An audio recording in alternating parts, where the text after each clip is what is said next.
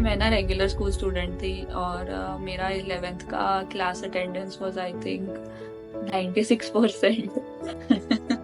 तो मैं स्कूल में ही बैठी रहती थी। यूनिवर्सिटी बॉम्बे तो सिर्फ फर्स्ट 100 रैंक चाहते हैं, उसका तो हम सोचेंगे भी नहीं। तो मेरे को ऐसे क्वेश्चन आया था कि यार तुम पहले से ही अपने एम्स ऐसे रिस्ट्रिक्ट कैसे कर सकते हो कि ये तो पॉसिबल ही नहीं। मतलब don't keep any expectation but don't say it is impossible, ऐसा भी मत बोलो। Hello guys, welcome back to new video. आज हमारे साथ है special guest from IIT Bombay, Prakriti, who secured an all India rank 4572 in JEE advance. उनसे बहुत कुछ जानेंगे बिकॉज उनकी खुद की 11th वेस्ट हो गई थी and she started a preparation from class 12। दो उनका जेईई में फर्स्ट अटेम्प्ट में 50 परसेंटाइल आई थी मैथ्स में, but still she ended up in scoring a very good number in JEE advance और फाइनली आज वो आईआईटी बॉम्बे में है। तो बहुत सारे क्वेश्चन जानेंगे कि उनका 11th कैसे वेस्ट हो गया था, फिर वो कैसे चैप्टर्स को इम्प्रूव की, और भी बहुत सारी चीज़ें जानेंगे। सो तुमने आईआईटी करने का कब अपने दिमाग में सोचा था कि मेरे को आगे जाके अब आईआईटी की प्रिपरेशन, जेईई की प्रिपरेशन स्टार्ट करना है?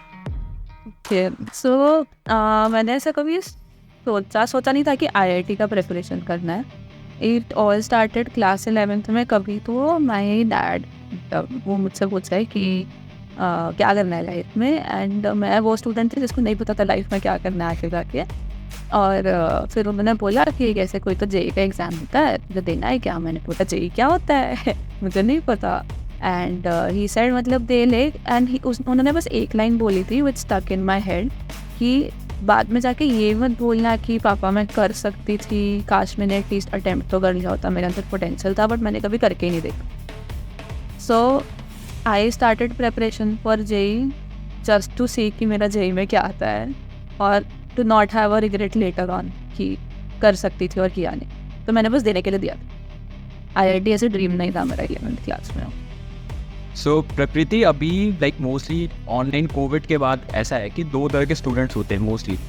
एक जो स्टूडेंट एक अच्छे कोचिंग पे, एक नॉर्मल कोचिंग पे है, और एक ही कोचिंग पे है जो कि सफिशिएंट नहीं है बट वहाँ पे पढ़ रहे हैं।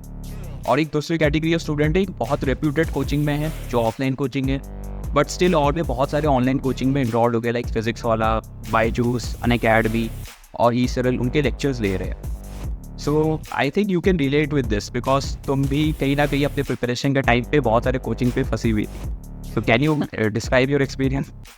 या सो अब कॉन्टेक्स्ट ऐसा है, मैं ना रेगुलर स्कूल स्टूडेंट थी और मेरा 11th का class attendance was I think 96%। तो मैं स्कूल में ही बैठी रहती थी, इवन छुट्टी के बाद। मतलब हमारी छुट्टी जल्दी हो जाती थी as compare to 10th class. तो मैं 2 घंटा और वहीं बैठी रहती थी और वहाँ पढ़ती रहती थी। और मैं ऐसा होप कर रही थी कि मे बी स्कूल के टीचर्स के साथ पोस्ट स्कूल रुक के उनसे डाउट्स लेके शायद मेरी जेई की प्रिपरेशन हो जाएगी। वो मैंने किया और मैं दोस्तों को देख रही थी and all of my friend ने भी थे, वो सब अच्छी अच्छी कोचिंग में जा रहे थे, कोई इंडिविजुअल क्लासेस। तो मतलब हमारे यहाँ मतलब तब ऑनलाइन कोचिंग इतना फेमस नहीं था क्योंकि मेरा कोविड से पहले का बैच है।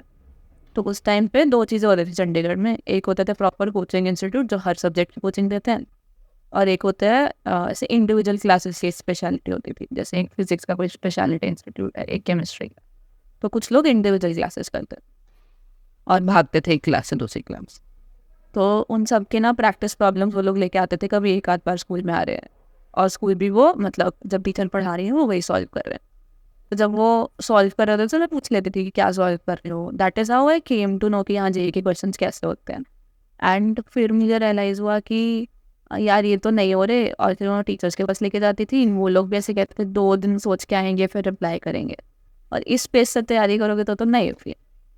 मैंने बाइजूस से पढ़ा, एक लक्ष्य इंस्टीट्यूट जो मेरा फाइनल कोचिंग था उनका एक ऐप था, मतलब बहुत ऑनलाइन प्लेटफॉर्म्स थे, वहाँ आ जाके पढ़ा, यूट्यूब से पढ़ा, कैसे तैसे करके आई गेव उनके स्कॉलरशिप एग्जाम्स। एंड कुछ कोचिंग इंस्टीट्यूट्स में आई गॉट स्कॉलरशिप्स ऑल्सो।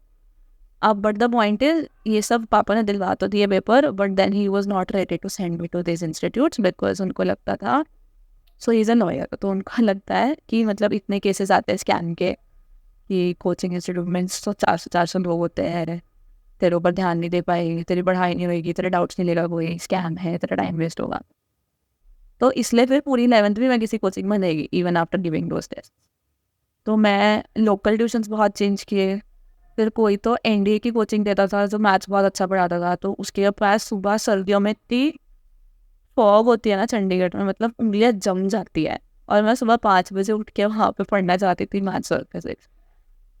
और फिर उसने अलग चीज़ें पढ़ाई, फिर कोई रैंडम इंस्टीट्यूट खुल गया, वो अलग चीज़ें पढ़ा रहे थे। तो I don't know, I think I have studied from so many teachers in class 11th। कुछ अच्छे थे, कुछ बुरे थे, किसी से कुछ मिला, किसी से कुछ मिला, करते करते बेसिकली बहुत धक्के खाए। और 12th तक रियलाइज हुआ कि कुछ भी कॉम्प्लीट नहीं हो रहा है, बिकॉज यही गलती बहुत लोग करते हैं कि बहुत ज़्यादा हाथ मारते हैं। I needed one source which I can stick to, because हर टीचर का टीचिंग स्टाइल चेंज करने में भी बहुत मेंटल स्क्रू अप होता है ऐसे। मतलब तुमको टाइम लगता है टीचर्स में एडजस्ट करने में, सबका टीचिंग स्टाइल अलग होता है। फिर 12th में जाके मेरी मम्मी और मैंने बहुत झगड़े किए कि मेरे को जाना है और मैं कोचिंग इंस्टीट्यूट ही जाऊँगी। तो पापा ने मेरे को एक कंडीशन में एडमिशन दिया था कि मैं जाके तेरी फीस पे कर रहा हूँ, इसके बाद कुछ भी प्रॉब्लम हुआ तो मेरे पास नहीं आ रही है, तो खुद सॉल्व कर रही है। एंड आई वाज लाइक ठीक है, बस एडमिशन करवा दो। And that was the day when my dad came to coaching institute. उसके बाद से आज तक मेरे पापा ने उस कोचिंग इंस्टीट्यूट में पैर नहीं रखा।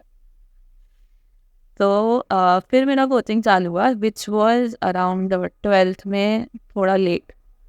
जब मीटर से डिटर्मिनेंट्स खत्म हो गया था, इलेक्ट्रोस्टैट्स भी खत्म हो गया था, तो मेरा 11th का पूरा बैकलॉग था और 12th का भी बैकलॉग होना चालू हो गया था।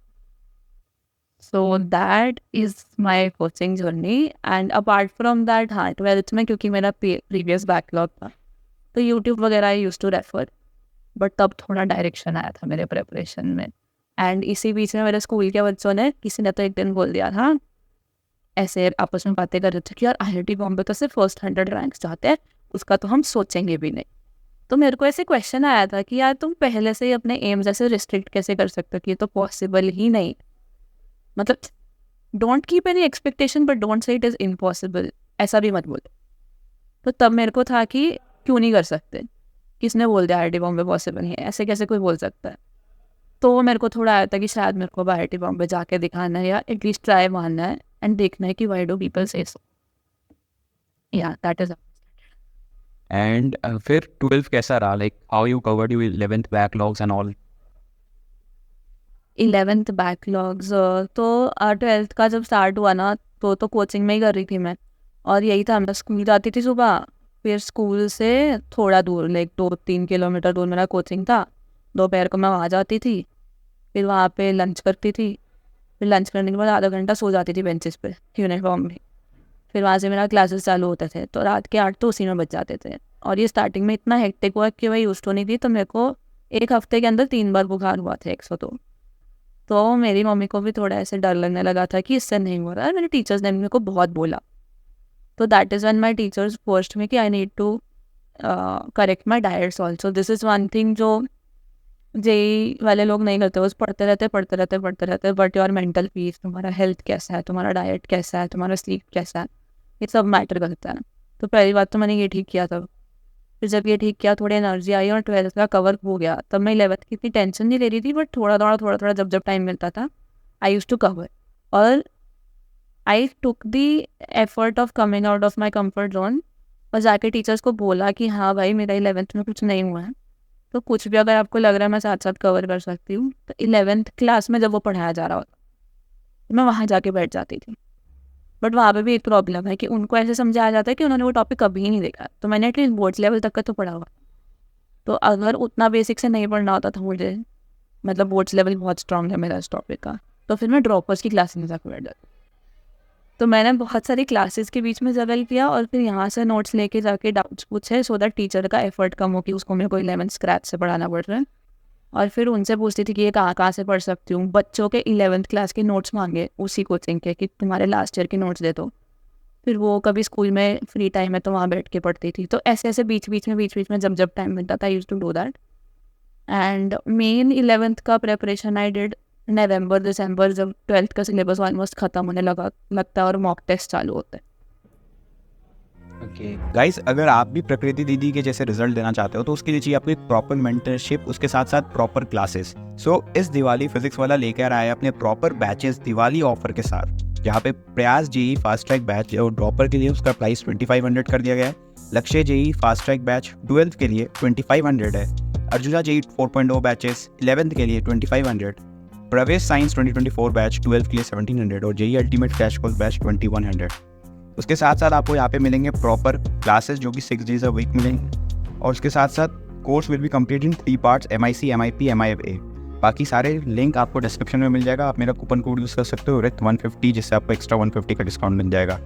एंड फिर तुमने बुक्स, मटेरियल्स, ये सब क्या यूज़ किया अपने प्रिपरेशन टाइम? बुक्स मटेरियल्स की मैं बात करूँ अगर, तो सी एज आई सेड, मतलब 11th का तो बहुत रैंडम था, तो आई विल से 12th में मैंने क्या फोकस किया 11th के लिए भी। तो coaching material help a lot, because जिस हिसाब से पढ़ाया जा रहा था उसी में I used to practice question. तो एक बार के लिए बेस सेटअप करने के लिए एक ही फॉर्म में है स्टडी। फिर प्रैक्टिस के लिए मैथ्स में I did a lot of mock test, जिससे मेरे को बहुत था। और कोचिंग में भी ऑलमोस्ट हर हफ्ते टेस्ट होता था, वो भी करती थी। फिर उनसे ही टीचर से जाके कोई एक्स्ट्रा बुक रेकमेंड किया। फॉर एग्जाम्पल, अगर कोऑर्डिनेट ज्योमेट्री के, जैसे उन्होंने बोला था कि सेंट नीरज की कोई तो कोऑर्डिनेट ज्योमेट्री और वेक्टर्स की स्पेसिफिक बुक आती थी। तो मैथ्स में जितना मुझे मेरे टीचर्स ने बोला था, एक कोई बुक ऐसी नहीं है जो हर टॉपिक के लिए अच्छी हो। मैंने टॉपिक वाइज बुक उठाई थी, जो सारी बुक्स तो मेरे को याद नहीं, बट जो जो टीचर्स बोलते थे मैं वैसे वैसे मिक्स करती रहती। फिजिक्स में to get up to a decent level मैंने HC वर्मा पूरी सॉल्व किया, एंड आई थिंक 2 बार की है 12th में आने के बाद, क्योंकि मेरे को भूल जाता था। तो मैंने रिविजन के टाइम पे भी दोबारा की थी टफ क्वेश्चंस। एंड उसके बाद अगेन भाई बहुत सारे टेस्ट, जितने भी पेपर्स मिलते थे मेरे को, और previous year questions. Okay. And chemistry I did not से, केमिस्ट्री में देयर वर 3 बुक्स जो मैंने बहुत होल हार्टेडली फॉलो की। और यानी के लिए MS चौहान, और दो ये JEE एडवांस तक के लेवल की है, पहले ही बता रही हूँ। और ये NK अवस्थी की थी मैंने एक, और VK Jaiswal for inorganic, Awasthi for physical is a grade. और उसमें लेवल वाइज चैप्टर्स भी होते हैं, तो सारे लेवल्स करोगे तो that is basically advanced level. So my next question is, when you started revision for your first attempt, and revision strategy क्या था particularly? रिवीजन स्ट्रैटेजी अगेन यही था ना कि मेरा सिलेबस ही कंप्लीट नहीं हुआ था, तो 12th क्लास का टॉपिक्स मेरा रिवीजन पे आ रहा था। एंड वो रिवाइज मोस्टली मैंने जो मॉक टेस्ट का स्केड्यूल होता है ना, उसके हिसाब से आई स्केड्यूल कि मॉक टेस्ट में ही आ रहा तो मुझे अब ये ख़त्म करना है। बट एक चीज़ मैंने ध्यान रखी थी, क्योंकि मुझे पता है मैं और बाकी लोग सेम लेवल पे नहीं हैं, तो जितना हो सकता है मैं करूँगी, बट उसका स्ट्रेस नहीं लूँगी कि मेरे को पूरा ख़त्म करना है, बिकॉज मुझे पता है उतने टाइम में एक ऐसे इंसान के लिए जिसने कुछ भी नहीं किया सब कुछ करना पॉसिबल नहीं है। तो accepting my reality was the key factor there. तो जितना होती थी वो अच्छे से करती थी। ये नहीं है कि टाइम कम है और उसमें सब कुछ करने के चक्कर में कुछ भी अच्छे से नहीं किया, क्योंकि ये काम मैं 11th में ऑलरेडी कर चुकी हूँ और बार बार मैं सेम गलती नहीं कर सकती। तो इस बार आई मेड श्योर कि कुछ कर रही तो वो इतना अच्छे से करूँ कि उसका अगर क्वेश्चन आ रहा है बाद में तो मैं अच्छे से सॉल्व कर सकूँ। सो ये हुआ 12th के टॉपिक्स के लिए। 11th का again I was picking chapter by chapter, इसलिए मेरे JEE मेंस 1 में भी मार्क्स कम आए थे मैथ्स में, क्योंकि मेरे सारे टॉपिक्स कवर ही नहीं हुए थे और मेरे को कॉन्फिडेंस भी नहीं था। तो उस टाइम पे मैंने अपने आप को बस इतना समझाया था कि जितना कर सकते हो अगेन JEE मेंस 1 तक करूँगी। And I know for a fact कि मेरा JEE मेंस 2 JEE मेंस 1 से बेटर होगा, क्योंकि I will have covered more syllabus time. तो इट्स नॉट लाइक कि मेरे एफर्ट में कोई कमी थी, इट्स जस्ट दैट मेरे पास टाइम नहीं था। तो बाद में ऑल टाइम मिलेगा तो और बेटर मार्क्स आएंगे। Anything else you want me to cover specifically in this? Specifically, basically, why you scored such a low percentile in maths? इसको और डिस्क्राइब हाँ, तो वो यही था। एग्जाम के डे में क्या हुआ था उस दिन? तो लो परसेंटाइल का एक मेन फैक्टर तो यही था कि मेरा सिलेबस ही कवर नहीं हुआ था। और मैथ्स में ना, मतलब मेरा वैसे ही मैथ्स मेरे को इतना कॉन्फिडेंस नहीं था जस्ट बिकॉज मेरा सिलेबस कवर नहीं हुआ था। तो एक तो मेरा सिलेबस कम है, और जो किया है लोगों ने उस पर 2 साल प्रैक्टिस किया, मैंने 1 महीना प्रैक्टिस किया।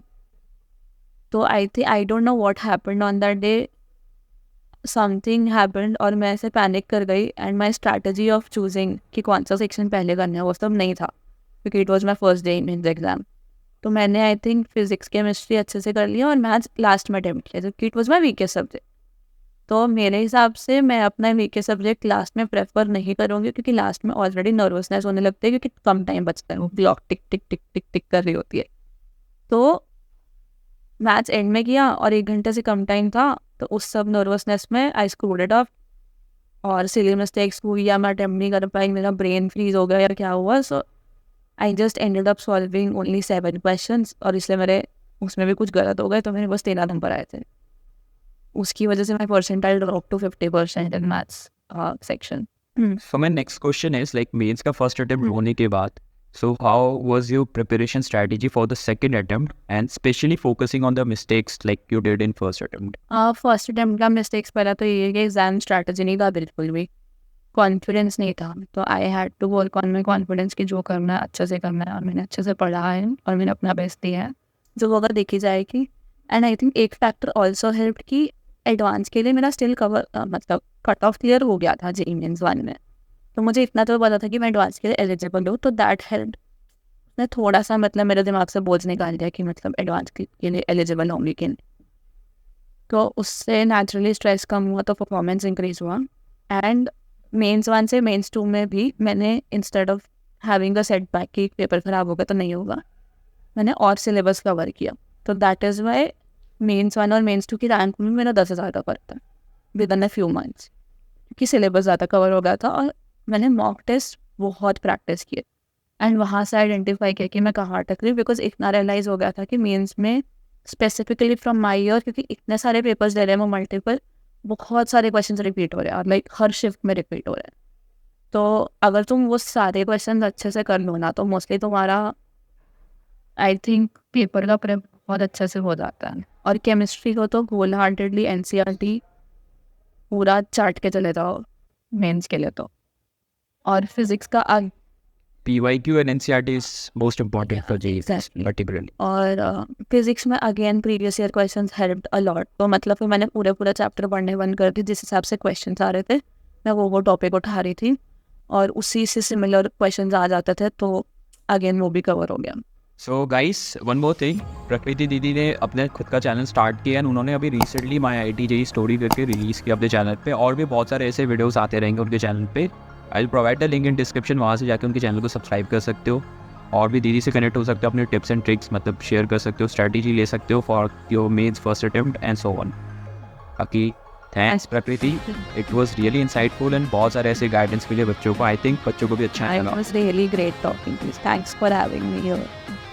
And yeah, all the best to everyone. And one thing is the most important. Please keep believing in yourself. I mean, that is most important. If तुमने give up कर लिया तो मैं लिख के दे दूँ कि तुम्हारा जेईई नहीं होगा. So it depends कि तुम कैसे सोचते हो. So with that, all the best.